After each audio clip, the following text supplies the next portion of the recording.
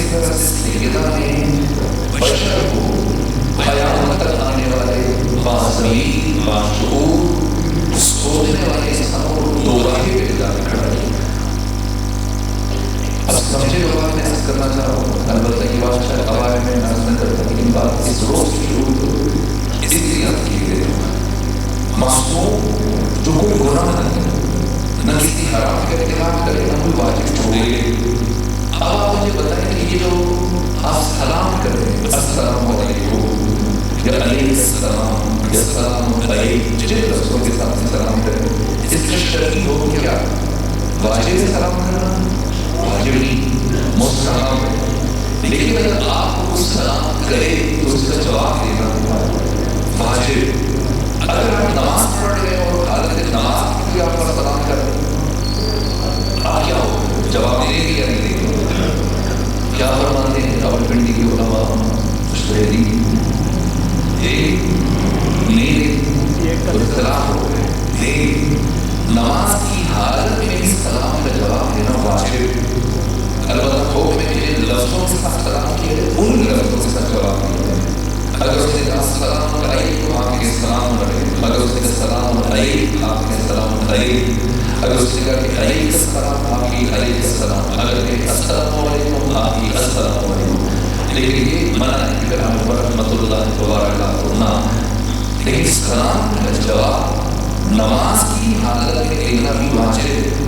اب یہ بنا نہیں لیکن اسے اپنے محدود کی ضرورت. تو نماز کی حالت میں ہی سلام کا جواب دینا واجب. اگر کے بات میں پہنچا سکا تو اب بتائیے کہ سیدہ اپنی بیماری کے ایام جب سیدہ زخمی ہو، جب دروازے پہ حملہ ہوا، اس کے بعد ہو گئے بات ایک کہ 75 کا انتظار ہے، 13 جوابیس اول تک 13 جوابی کا بات کی شہادت، اور دوسرے روایت کے مطابق 95 انتظار یعنی 3 جوابیس آنے کو شہادت.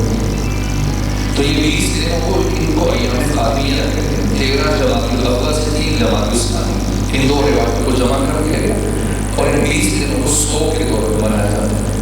تو بیماری کے ایام جب سیدہ زخمی ہوگی تو اپنی شہادت سے پہلے ان 75 یا 95 دنوں میں جو کتب حدیث میں اور کتب تاریخ میں اور سیرت کی کتابوں میں جاتے ہیں بات کہ دو افراد آئے اور متقیان سے اجازت مانگی. پہلے قواعد میں جب یہ روایت پڑھتا تھا تو بڑی سمجھ نہیں آتی کہ بولے متقیان نے کیسے اجازت دی، لیکن پھر اس حکمت کو سمجھا کہ کیوں اجازت مانگی کہ ہم سیدہ سے گفتگو کرنا چاہتے ہیں، احوال پوچھی کرنا چاہتے ہیں، اعادت کرنا چاہتے ہیں. اور نے قائم کیے کہ اجابات قائم کیے تو دو افراد آ کر سیدہ کی اس حجاب کی دوسری جانب آ کر بیٹھے، سلام جا کے پڑھے، کوئی کتاب اٹھائیں اس موضوع پہ جس تاریخ یا حدیث یا سیرت کی کتابیں روایات موجود ہے. اگر کوئی روایت میرے مجھے بتائیے گا کہ جب دو افراد سیدہ کو سلام کیا تو کیا سیدہ نے ان کے سلام کا جواب دیا یا نہیں؟ جن کا میں اب تک پڑھ چکا ہوں میری نگاہ سے کوئی ایسے روایت نہیں ہوتی کہ بیوی نے پلٹ کر ان کے سلام کا جواب دیا. اب آپ بتائیں کہ جو معصوم کی آپ نے تعریف کی، معصوم کسے کہتے ہیں؟ جو ساری زندگی کوئی گناہ نہ کرے. اور آپ نے کیا بتایا کہ گناہ کیا ہوتا ہے؟ کسی واجب کو ترک نہ کرے اور کسی حرام کا ارتکاب نہ کرے. اور یہاں سے جو بات کو سلام کرنا مستحب، جواب دینا واجب. ترک واجب خلاف عصمت. اگر کوئی شخص زندگی میں ایک واجب چھوڑ دے معصوم نہیں رہتا. اب سلام تو کیا گیا یہ مستحب ہے، جواب دینا واجب ہے. اور اگر واجب کو چھوڑا جائے اس کا مطلب معصوم نہیں رہے. تو جب سیدہ کو سلام کیا گیا کیا بیوی نے جواب دیا؟ جواب نہیں دیا. بیوی کی تمام تر زحمات اور آپ جو بھی دربار میں جو آپ کے خطبات ہیں اور باقی تمام تر گفتگویں اور 95 دنوں میں یا 75 دنوں میں بیوی نے جو ارشاد فرمایا اور جس طرح سے آپ کے معصومین علیہ السلام کا تحفظ کیا اور پیغام ولایت کو پہنچایا، سب بجائے خود ایک باشعور اور باضمیر اور سوچنے والے انسان کی صرف ایک جواب دینا واجب، ترک واجب خلاف عصمت۔ اب بیوی کو جب سلام کیا گیا، آپ نے جواب دیا یا نہیں دیا؟ اگر سیدہ نے سلام کا جواب نہ دیا تو بشر کو دو راہے پہ کھڑا کر دیا کہ اب یا تو مجھے معصومہ نہ سمجھنا، اور اگر مجھے معصومہ سمجھتے ہو تو میں جن کے سلام کا جواب نہیں دے لیکن کبھی مسلمان سمجھنا۔ مسلمان کے سلام کا جواب نہیں دینا واجب ہے۔ اس لیے اللہ نے بشر کو معصوم انسان کو تعلیم کی تجدید دو راہے پہ لے جا کے سامنے میرا حق کو آتے ساعة الإجراء مليار تشريع ساعة فاطمة بساعة تشريع حرب بشر مجنون ہے ساعة الإجراء حرب وطنية ساعة بيانات كلام الباري نسل بشر مقروض ہے ساعة فاطمة۔ اسلام مجنون ہے، 1,24,000 انبیاء مجنون فاطمہ سلام اللہ۔ اگر سیدہ کا بیان فرماتی کچھ نہ ہوتا۔ ایک فارسی شاعر نے ایسے کہا کہ حکمت و دانی نہ بھولتا کرنا بھولتا، نہ حکمت ہے نہ عدالت، جنت و کوثری نہ بھولتا کرنا بھولتا، نہ جنت و کوثر ہیچ پیغمبری نہ بھولتا کرنا بھولتا۔ خدا خود نبی نہ بھیجا اس کائنات، احمد و حیدری نہ بھولتا کرنا بھولتا۔ خدا اس کائنات میں نہ محمد کو اشتراک نہیں بھولتا۔ آج کے آخری حق مدیر کار کے خاطر میں کون سے سبب نہیں منم ابتدائی تھا۔ خدا نے جو خلق کیا اس کائنات میں خاتمہ ستارہ کی وجہ سے، اس کی وجہ سے خاتمہ کے لیے جان خاتمہ ستارہ پر قرآن ہو۔ یہ حدیث کو خوشی ہے۔ آج 10 سال پہلے اور اب تو بخاری میں شہید کر دیا گیا، لیکن 10 سال پہلے اور انہوں نے تقریر کی اور یہ حدیث سے خوشی پڑھی۔ اس کے بعد ہائی کورٹ پر کیس دائر کر دیا کہ انہوں نے پیغمبر کی توہین کی، اور پھر ہمارے ایک دوست عالم نے بزرگوار نے جب حوالے پیش کیے تو پھر جن افراد نے کیس دائر کیا تھا کسی فرقے کی طرف سے انہیں وہ واپس کیوں مشکل پیش کرتے ہیں؟ اس لیے ہمارے یہاں سوچنے کا خاص انداز ہے۔ اگر حدیث کا ذکر کرتے عام طور پر آدھی پڑھی جاتی ہے، لیکن مکمل حدیث یہ پروردگار نے فرمایا کہ یا احمدو لولا لما خلقت الافلاق، اے مصطفیٰ اگر آپ کی تخلیق مسعود نہ ہوتی، آپ اس کائنات میں بھیجنا اگر مقصد نہ ہوتا تو میں کبھی کائنات کو نہ بناتا۔ یہ حدیث قدسی، لیکن حدیث قدسی کا ابتدائی عام طور پر یہاں تک پڑھا جاتا ہے ہم روزہ، لیکن جو مکمل حدیث قدسی ہے یہ ایت اللہ میر جہانی اصفہانی صرف اس حدیث کی سند سے متعلق مستقل کتاب ہے۔ یہ حدیث کا کر کے تذبذب و تشکیل و شک و ریس کے مقام والا معتبر ترین حدیث قدسی ہے۔ خدا نے فرمایا یا احمدو لولا لما خلقت الافلاق، اگر تیری تخلیق مسعود نہ ہوتی میں کائنات کو نہ بناتا، اور لولا علی لما خلقتھا، اگر علی کی تخلیق مسعود نہ ہوتی میں آپ کو نہ بناتا، آپ اس کائنات میں نہ بھیجنا۔ اور پھر فرمایا لولا فاطمہ لما خلقتہما، اگر فاطمہ زہرا کو اس کائنات میں بھیجنا میرا مقصد نہ ہوتا میں آپ دونوں کو بھی نہ بھیجنا۔ اعتراض کیوں تھا؟ کیونکہ اس لائق کیا گیا تھا ہائی کورٹ اس لیے کہ ہمارے یہاں ہمارے سماج ہماری سوسائٹی ہمارے معاشرے سوچنے ایک خاص انداز فوراً ایسی بات شروع کی جاتی ہے تو ہمیں بس ایک چیز نظر آتی ہے افضلیت۔ اس کا مطلب یہ کہ علی پیغمبر سے افضل ہو گئی، اس کا مطلب یہ کہ فاطمہ زہرا پیغمبر علی دونوں سے افضل ہوئی، نہ۔ اس حدیث میں افضلیت کو بیان نہیں کیا جا رہا ہے، مقصدیت کو بیان کیا جا رہا ہے۔ خدا پیغمبر کو بھیجے، لیکن پیغمبر اسلام کو بھیجنے کے بعد علی کو نہ بھیجے تو پیغمبر کے بھیجنے کا مقصد فوت ہو جاتا ہے، پیغمبر کے بھیجنے کی محنت ضائع ہو جاتی ہے۔ اور خدا خالق عقل ہے، خدا حکیم کبھی بھی عبث، اضافی، غیر ضروری اور بے نتیجہ کام انجام نہیں دے سکتا۔ نبوت قانون ہے، رسالت قانون ہے، قانون ہمیشہ نافذ کرنے کے لیے بنایا جاتا ہے،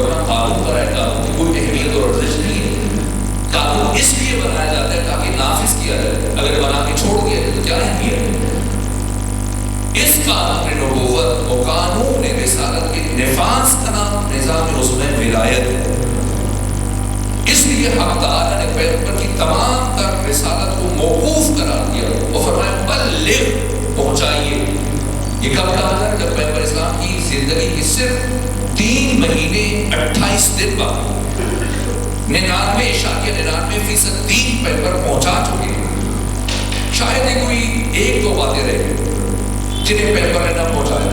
23 سال مسلسل کتاب الطہارت سے لے کر کتاب الدیان تک 56 فقہ کی کتابیں جن میں لاکھوں احکام، معارف، اخلاقیات، قرآن کی تفسیر، جزیات سب بیان کی۔ اور کچھ دن باقی آپ کی زندگی سے خدا کیا فرما رہا ہے؟ بلغ، پہنچائیے۔ وَإِن لَمْ تَفْعَلْ، اگر یہ کام نہ کیا فَمَا بَلَّغْتَ رِسَالَتَهُ، یہ قرآن ہے، آپ نے اپنی رسالت کا کوئی بھی کام انجام نہیں دیا۔ یعنی آپ کا اس کائنات میں نبی بن کر آنا نہ آنے کے برابر ہو گئے۔ اگر یہ ایک کام لاکھوں احکام جو پیغمبر نے بیان کیے، پوری رسالت و دین جس کی تبلیغ، ساری تبلیغ کو اللہ نے صرف ایک عام کی تبلیغ پر موقوف کرا دیا، مشروط کرا دیا۔ کیا خیال ہے امت کا؟ اگر امام الانبیاء سید رسول کی مرتبہ جو قرآن کی مطابق جن کی نبوت اور رسالت پر ایمان لانے کے نتیجے میں 1,24,000 انبیاء کو نبوت ملی، رسالت ملی، آپ اس نبی کی اپنی نبوت بنانے کے خطر میں خدا تحریر آمیز نے جب فرمایا کہ یہ کام کرے، اگر نہ کیا تو کچھ نہیں کیا، آپ کا نبی بن کر آنا نہ آنے کے برابر ہو جائے گا۔ اگر پیغمبر سب کچھ کرے تو ایک کام نہ کرے، نبی نہیں رہے، امت باقی سارے کام کرے، اسی ایک کام کو چھوڑ، اس امت کا کیا کرے گا؟ یہ اساس ہے، یہ بنیاد سیدنا سے مطلب جتنی بھی گفتگو ہے، جتنی بھی باتیں، سب ذہنی باتیں، ذہنی باتیں، فرعی باتیں، ثانوی باتیں، اساس، مقصد، جس مقصد کے حصول کے لیے پروردگار نے نور فاطر کا اظہار اس کائنات میں بھیجا، جب میں آپ کی خدمت عرض کرنے کی کوشش کر رہا ہوں، یہ خدا کی مشیت ہے۔ خدا وہ پروردگار جو نہیں چاہتا کہ قیامت کے لیے کوئی نبی بھی آپ کو اٹھا کر سیدنا کی طرف دیکھے، یہ خدا کی مشیت ہے۔ اور سیدنا کی مشیت کیا ہے؟ پیغمبر پیغام تک بات پہنچانے کے لیے استفسار کے فاطمہ بتائیں آپ کی زندگی کی سب سے بڑی خواہش کیا ہے؟ فرمایا بابا صرف ایک خواہش، کیا کبھی کوئی نامحرا مجھے نہ دیکھے، نہ میں کسی نامحرا کو دیکھوں۔ جب خدا کی مشیت بھی ہوئی، سیدنا کی مشیت بھی ہوئی ہے، تو پھر ایسے کیا مجبوری تھی کہ ایک دن یہی فاطمہ جن کی زندگی کی سب سے بڑی خواہش یہ تھی کہ کوئی نہ ہمارا مجھے نہ دیکھے، آج خود دربار میں آ کے کھڑی ہو کر چاہیے سب کو پتہ کرنے کہ نبی صلی اللہ علیہ وسلم کی زندگی میں پہلی مرتبہ اس حالت میں گھر سے باہر آئے اور فرمایا مجھے جو جانتا ہے سو جانتا ہے، من عرف فقد عرفنی، اور جو نہیں جانتا پہچانو علمہ انی فاطمہ بنت نبی کو، میں تمہارے نبی کی بیٹی فاطمہ اس طرح کیوں آئے؟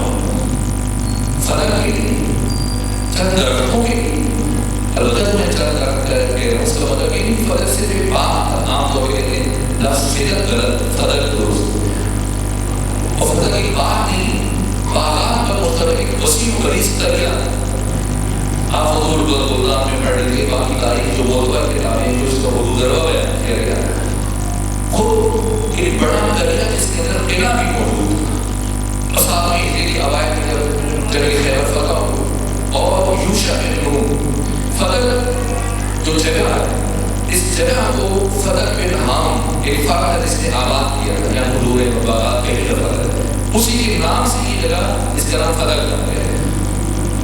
اور پھر جب ختمی مرتبہ نے خیبر کی یہودیوں کے ساتھ جنگ کی تو فضل سے بھی کچھ یہودی آئے ان کی مدد کی، لیکن کا سردار یوشع بن نون وہ نہیں آئے، اب انہیں خطرہ رہا ہے، وہ پریشانی رہا ہے کہ مبادہ کہیں پہ اس کا ہم پہ ہوتا ہے، تو اب یوشع بن نون نے یہ وسیع و غلیظ سرزمین کہ بقول عبداللہ بن عثمان بن عامر یہ اہل تسنن کے پہلے غریب، اور کے بقول پیغمبر اسلام فضل کی آمدنی سے جنگی اخراجات پورے کر دیتے ہیں۔ یہ کوئی چھوٹا سا بات تھا، نہ وسیع و غلیظ اراضی، اور جب امیر شام کو ملا فتح تو اس نے 3 افراد میں تقسیم کیا. چھوٹی سی جگہ نہیں ہے جسے تقسیم کیا جائے. اور کن کن میں تقسیم کیا؟ 1/3 سعید بن عثمان بن عفان کو، 1/3 اپنے بیٹے یزید کو، 1/3 مروان بن حکم کو. یہ وسیع حدیث. اس سے متعلق جو مورخین نے اس کی سالانہ آمدنی بیان کی ہے، کم سے کم 70,000 سونے کے سکے سالانہ، اور زیادہ سے زیادہ اس کی مقدار بیان کی گئی 1,20,000 سونے کے سکے. یہ فتح.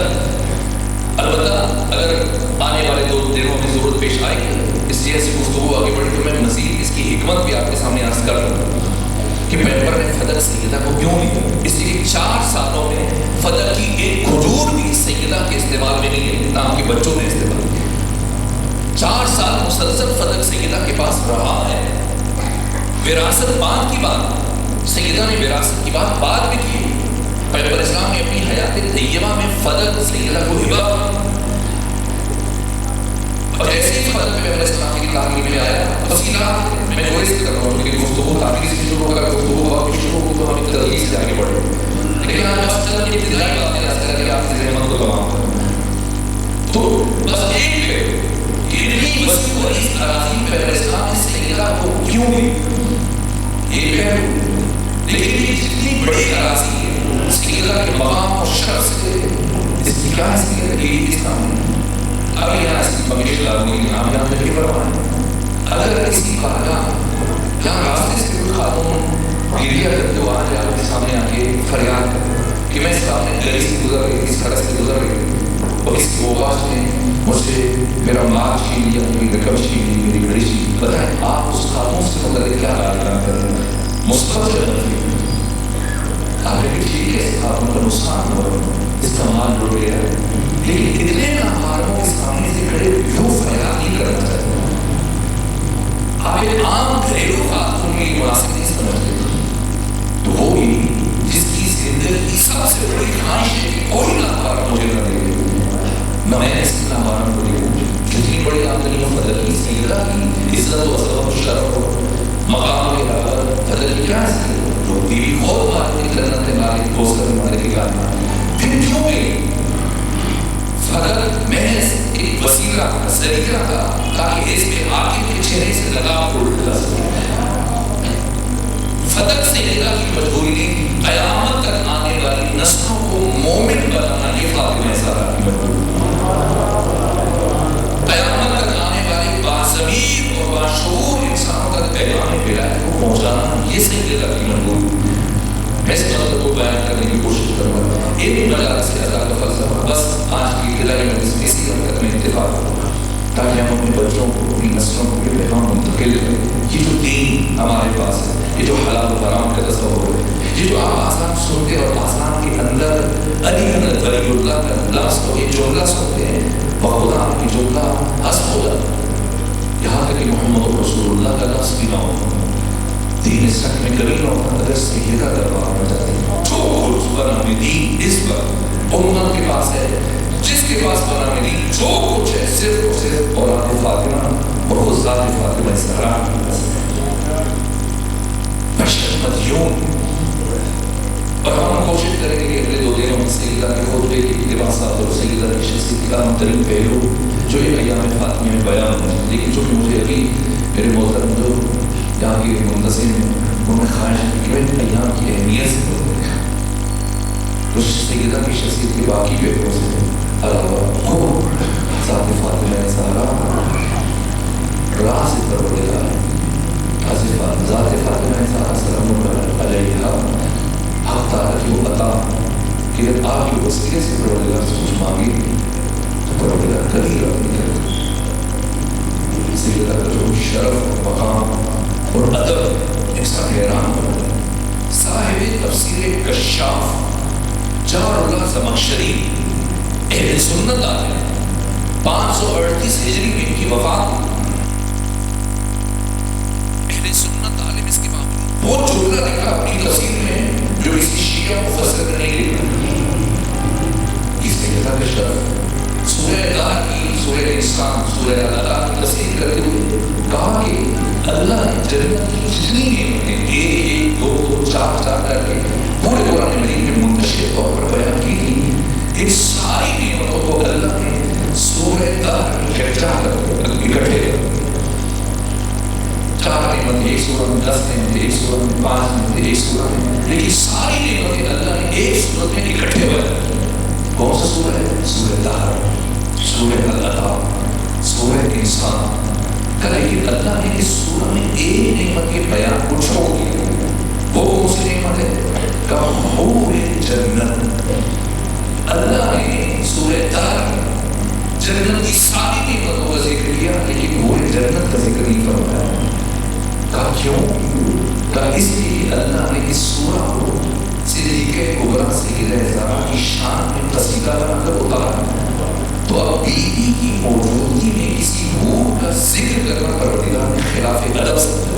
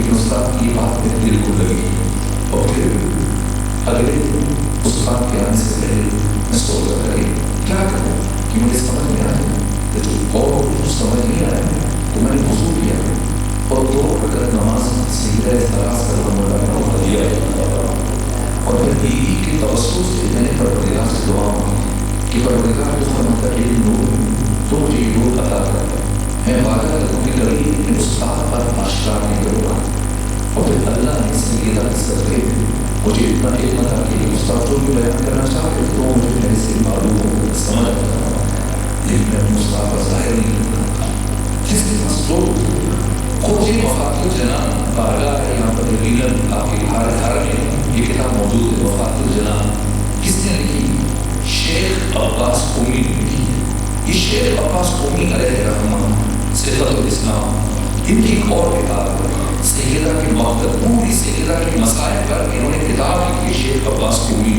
علیہ الرحمہ بس آخر جو انداز کر اس کتاب کا نام ہے بیت الاحزان اس کے شروع میں انہوں نے کتاب کی وجہ تعریف بیان کی کہ میں نے یہ کتاب کیوں لکھی جو کہ دوستوں کی خواہش تھی کہ میں ایام کی اہمیت سے متعلق چند جو کہ رکھتا ہوں تو بس آج کی حد تک میں یہی برداشت کر کے زحمت تمام کروں تو وہ فرماتے کہ ایک سفر میں جب میں کسی مقام پر جا رہا تھا تو اثناء سفر میں راستے میں مجھے ضرورت پیش آئی کہ میں کچھ چھری یا کچھ چاقو اپنے پاس رکھوں تو میں آبادی سے گزر رہا تھا تو میں نے پوچھا بھائی کوئی ایسا اخبار جہاں پہ کوئی ایسی جگہ ہے جہاں چھری چاقو مجھے مل جائے تو کہا کہ یہاں پر ایک لوہار ہے جو چھریاں چاقو لوہے کے اوزار بنا تو کہا میں چلا گیا اور لیکن جب میں چل کے بیٹھا تو اس کو میں نے کہا چھری چاقو تو کہا میں آپ کو بنا تو اس اثناء میں نے یہ دیکھا کہ جب وہ لوہا بھٹی کے اندر ڈالتا ہے اور وہ لوہا گرم ہونے کے بعد سرخ ہو جاتا ہے تو وہ کسی کپڑے سے کسی گیلے کپڑے سے کسی اوزار سے نہیں بنتا بلکہ اس آگ میں ہاتھ ڈالتا ہے تو سرخ لوہے کو ہاتھ پھونکنا شروع کر دیتا ہے جس شیخ عباس قومی صاحب وفات الجنان ہے مجھے تعجب کہ یہ کس نے ممکن میں نے کہا لوہار سے کہ کس نے ممکن ہے تو اس طرح آگ میں ہاتھ ڈالتا ہے سرخ لوہے کو پکڑ کے اسے پھونکنا شروع کر دیتا ہے یہ لوہا تو چلاتا نہیں کیا نہیں چلاتا ہے میں نے جب وجہ پوچھی تو اس نے بتا لیکن میں درجے سے کرا کہ اگر تو نہیں بتایا تو میں یہاں سے نہیں جاتا جب تک میری بات کا جواب نہیں ہے اس سے اگر اس بات کو دل کر کو راست کر سکو تو بتا میں نے تو راست رکھوں گا اس نے جب تک میں زندہ ہوں کسی کو نہ بتانا بعد میں چاہے تو بتا کیا ہوا کہ اسی طرح ایک دن میں اپنی دکان میں جہاں کام کر رہا تھا وہ کوئی خاتون ہے میرے پاس ہماری ہمسایہ خاتون آئے اور اس نے کہا کہ کچھ سال پہلے میرے شوہر کا انتقال ہو اور اب میرے چھوٹے چھوٹے بچے ہیں بچیاں یتیم اب میرے ذریعہ اور میرے گھر میں کئی دنوں سے فاقہ ہے اور میں جہاں سے کوشش کی مجھے کچھ نہیں ہے اب مجھے ڈر ہے کہ فاقوں کی وجہ سے میرا کوئی بچہ ہمارا بن جائے تو میری کچھ مدد کر تو وہ لوہار کہتا ہے کہ شاید میں نے ساتھوں کی چہرے پر میری نگاہ پڑی تو میرے دل میں گناہ کی خواہش ہے اور میں نے مدد کو اس گناہ سے مشغول کرا کہ اس طرح کی مدد کروں تو جواب خاتون نے جملہ کہا تو مجھے پہچانتے تو شاید ایسی بات نہ کہتے تو میں نے پوچھا کون ہے کہا میں سید زادی ہوں اولاد فاطمہ سے کبھی یہ سننا تھا ایسی بیوی کا نام آیا تو مجھے کوئی اتنی شرم محسوس ہوئی خجالت محسوس ہوئی میں نے ہاتھ جوڑ کر استادوں سے معافی طلب کی میں نے کہا آپ اپنی دادی فاطمہ کے سامنے میری شکایت رکھیے اور میرے پاس ضرور تھا اس وقت مال دنیا نے اٹھا اسے دیا اور بار آپ سے معافی طلب کرتا پھر وہ خاتون چلی گئی میں نے جب دوبارہ کام کرنا چاہا تو مجھ سے کام نہیں ہوتا یہاں تک کہ میں دکان پر گھر چلا گیا اس طرح کی جب لیٹر ہوئی آنکھ لگی جب آنکھ لگی تو میں نے خواب میں صدیقے کو رسول اللہ صلی اللہ علیہ وسلم کو دیکھا ابھی بھی مجھے جملہ ارشاد فرمایا کہ آج تم نے میرے نام کا حیا کیا میرے نام کا ادب کیا اور گناہ سے منصرف کرو میں فاطمہ زہرا کو سے وعدہ کروں کہ میں دنیا اور آخرت کی آگ کو تم پر ہمیشہ کے لیے حرام کرا دیا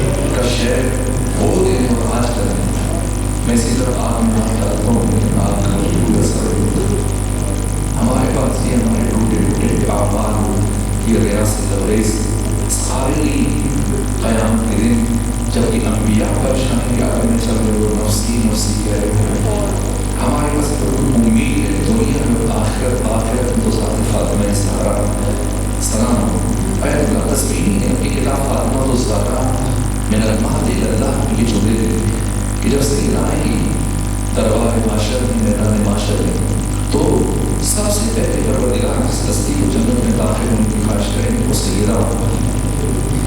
لیکن جناب سیدہ زہرا جنت کے دروازے پر پہنچ کر رو چلے اور خدا استفسار کرے گا میرے حبیب کی بیٹی آپ جنت میں نہیں جا رہی ہے، جنت آپ کی مشتاق ہے، منتظر ہے. تو سیدہ فرمائے پروردگار میں چاہتی کہ جب میں دنیا میں اپنے بابا کے بعد دربار میں گئی تو میری بہت زیادہ توہین اور جسارت کی، میری بے قدری کی. آج اولین و آخرین جمع ہے، میں چاہتی ہوں کہ ان سب پر میرا مقام آشکار ہو جائے گی. تیری نگاہ میں میرا کیا مقام. اس میں خدا فرمائے گا اے فاطمہ زہرا اہل معاشر کے دلوں میں جھانکیے. جس دل میں آپ کی ادب اور محبت اور عزت ہے اور آپ کی اولاد کے لیے عزادار ہے، میں آپ کو حق شفا دوں، انہیں اپنے ہمراہ جنت میں لے جائیں.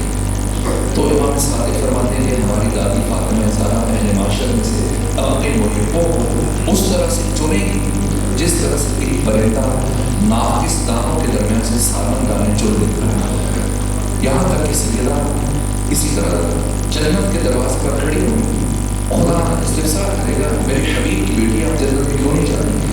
تو یہ عرض کریں پروردگار کہ دنیا میں میری بے قدری کی، جب بھی میں اپنے بابا کے سامنے جاتی تھی بابا میری قاضی میں کھڑے ہوتے تھے، لیکن جب بابا کے جانے کے بعد میں دربار گئی تو میں کھڑی تھی اور باقی سب بیٹھے تھے اور میں پوچھ رہی تھی بتاؤ کیا میں تمہارے سچے نبی کی سچی بیٹی نہیں.